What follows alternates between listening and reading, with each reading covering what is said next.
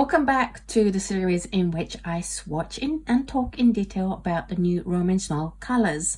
In this episode, we're going to be looking at these 5 colors, the more pinky, violety colors from the new colors that came out last year in 2020. We have the cream fuchsia, the potter's pink, the misty morning, the shadow violet light, and the Aquarius Gray. Let's get on with looking at the cream fuchsia first.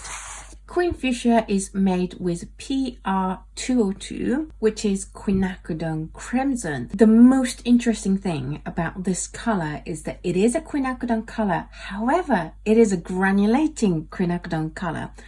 And I don't know many other quinacridone colors that granulates. I don't know what's happening, but it's very interesting, and I can totally see how this color with that granulation would add a huge amount of interest to, say, the botanical colors. However, I'm going to get into that because it's not the best at glazing. But I think it's incredibly interesting that they managed to produce a quinacridone color that is as intense as a quinacridone color, but granulating. In terms of the hue, it is this beautiful pinky violet color, spot on with the name of the quinacridone fuchsia. It's exactly what you think of when you think about quinacridone fuchsia. It does definitely have a blue undertone that comes through, especially when it's very pale, and it's definitely a cool violet or cool pink rather than a warm pink. You do get quite a good range in the value, so you get the dark value as well as very pale value, and this color on its own is also very beautiful. But if you want the granulation, stick to the mass tone because that's where you see the granulation the most. This isn't the easiest color to have redefined water control and intensity control. You don't see the clear stages that you would see on a color that's really good at gradation, but I think we can just forgive it for the fact that it's a granulating quin. It is classified as semi-transparent, but I would say this is pretty much a transparent color. Most quins are transparent. It's classified as staining. However, I would argue that if the 5 oranges that we tested in the last video, if they are semi-staining, then this is definitely still only semi-staining. The residue is pretty much about the same amount as the orange colors. Unfortunately, it does really suck at glazing. You can see the colors lifting off here from the bottom layer. So I wouldn't recommend using it for cream fuchsia, which is why I know botanical artists use a lot of glazing, and this is going to give you a headache. I can think of so many flowers that this color will be super useful for, and to have that texture will be useful for, but it is kind of a one-shot color and not for glazing. In terms of tinting strength, it's a pretty high tinting strength color. You can see it makes a nice muted orange with the Aurelian. Not much difference with the Quin Rose, but we'd expect that. And then it makes like an intense ultramarine blue violet kind of color with the phthalo blue. Next we have the potter's pink, and this is a beautiful potter's pink, and I have to say it was really easy to re-wet thanks to that honey that they put in. A lot of potter's pink, I know a lot of you been disappointed with potter's pink from other brands, especially Daniel Smith one, for how difficult it is to re-wet. If you've been having those problems, I recommend giving the Roman Szmal one a go. It was a dream to get that color, and this is one of the most intense potter's pink color that I've managed to get off any commercially available watercolor. You get nice gradation happening here, huge amounts of granulation happening in the mid-tone, although the granulation also creates lovely texture in the mass tone as well. It is a PR233, which is basically potter's pink. It's classified as semi-transparent. I would actually say this is semi-opaque. I see a lot of deposits here. Weirdly, this is classified as medium staining, and I would argue that this is pretty much non-staining. If I squint, and I'm not even sure if this is going to even show up on the camera, if I squint and really look for it, then yes, there's a tiny bit of staining. However, it's It's definitely not as staining as, say, the oranges that we looked at in the previous episode. So I would say this is actually a non-staining color.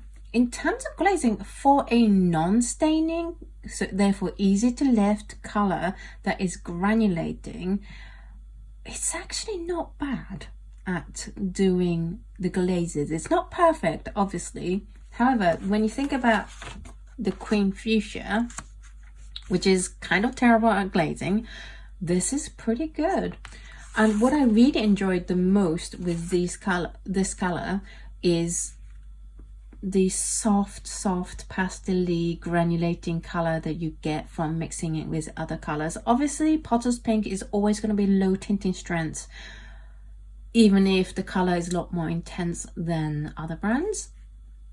But you get these soft colors, and you get to keep the basic color of the color you're mixing it with in the background, and then you get the Potter's Pink granulation happening. So this would be super useful if you mix it with like yellow ochre or anything like that for a sandstone wall and things like that. It's a lovely warm pink. If you're a Potter's Pink fan, definitely give this one a go. Then we have the Misty Morning. Now, Misty Morning, I was really excited when I saw the color chart because it looks like this. I didn't quite get that result. I think to get the result of what's shown in the color chart, you need to add a lot of water to make it nice and uneven. It is a two-tone color. It is a PG50, which is Cobalt Titanate Green, with PV19, which, as we know, it's quinacridone violet. So you do get the two-tone colors, and you can see it in some places, like here you get the pink coming through, and a little bit on here. I feel I was a little bit let down because I got my hopes up and got excited when I saw the color on the color chart. You will definitely need to experiment with this color to get that effect on your own paper. However, I think it's a color that if you can get it right, then it's going to look beautiful on your painting. It is a granulating color, I agree with that. The hue is a cool violet, cool blue color with just a tiny amount of the pink, but it's a cool pink as well. So it's just generally a cool color that has slight variation, and that's about it from this test sheet. It is classified as semi-transparent, and I don't agree with that. I would say this is at least a semi-opaque color, if not opaque full stop. It is classified as medium staining, and I don't know, it's definitely a little bit more staining than the Potter's Pink, as you can see. So yeah, I would say it is a medium staining color because you have that quinacridone happening in the color mix. It is a beautiful glazer, and I think you get to see more color variation here. So this is definitely color to paint with plenty of water so that you can give it enough room for the colors to separate and show themselves rather than painting it on quite dry. In terms of color tinting strengths, I would say it's a pretty weak one. However, it does create beautiful soft palettes. I love this green that you get with the Aurelian. It is such a nice muted spring green color. I can definitely see that being used a lot in Japanese art. The violet is a gorgeous color, and you don't get as much reaction with the Sailor Blue because it's kind of a granulating blue color. Then we have the Shadow Violet, and just comparing the two, the Shadow Violet Light is a lot more pinker, it's a lot more warmer, and you see the color separation happening more, and you see the granulation happening more. So if you are not confident to be able to make the Misty Morning do what it shows in the color chart, then the Shadow Violet Light will be the easier option for you. Roman Szmal does have a Shadow Violet, and this is the Shadow Violet Light, which can go even darker. So between the Misty Morning, the Shadow Violet Light, and the Shadow Violet, pick in terms of how dark you'd want to be able to go. I would personally pick Shadow Violet over these two, just because it's a more intense color. It's got higher tinting strengths, which means it's going to get on with my quinacridons and phthalos. However, if you have a softer palette, then these two might be the better option for you. Shadow Violet Light is made up of PB36, which is cobalt chromite, PB29, which is the ultramarine blue, and then the PR176, which is the benzimidazolone carmine. I think it's a beautiful color. However, I would think that if you have Daniel Smith's Imperial Purple or the Ultramarine Violet, then you probably don't need this as well. It is, however, a beautiful, beautiful texture. I love the texture I'm seeing here. This color is probably more useful as a mass tone, certainly to me, than mid-tone or the lightest tone. However, you do get quite a good range of value from the dark purple to the very pale blue color. Most of the pinkness of this color gets dumped in the mass tone and the mid-tone, and then the blue carries on through here. In terms of opacity, this is classified as semi-transparent. I would pretty much agree with that. And it's classified as staining rather than medium staining. This is a medium staining color.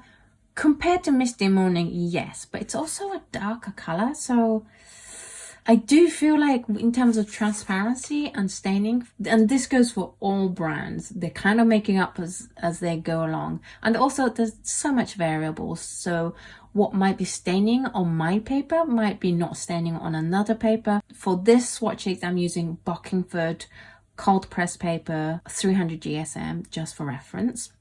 In terms of glaze, you see such beautiful texture here, just here.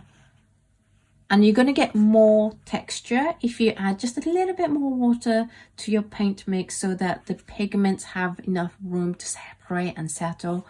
It is a stunning color. If you don't have one of these purpley pinky color, I would recommend the Shadow Violet because it's beautiful. And it's a pretty decent glazer. It's not perfect because it's only semi-staining and it's granulating.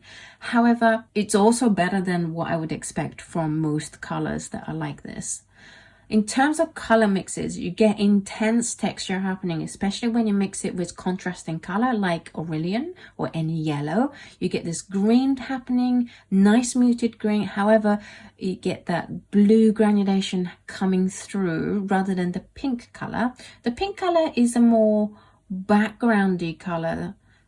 So you see it here, but you don't really see it here. The pink is mixed in with the yellow to make this warm orangey green. Same thing happening with the Queen Rose in that this is very similar to the Rose of Ultramarine by Daniel Smith. It's a pinky color with a blue granulation. And then with the Phthalo Blue, not a huge amount of color change. However, you do get to add that granulation if that's what you're looking for. And then finally, we have the Aquarius Gray.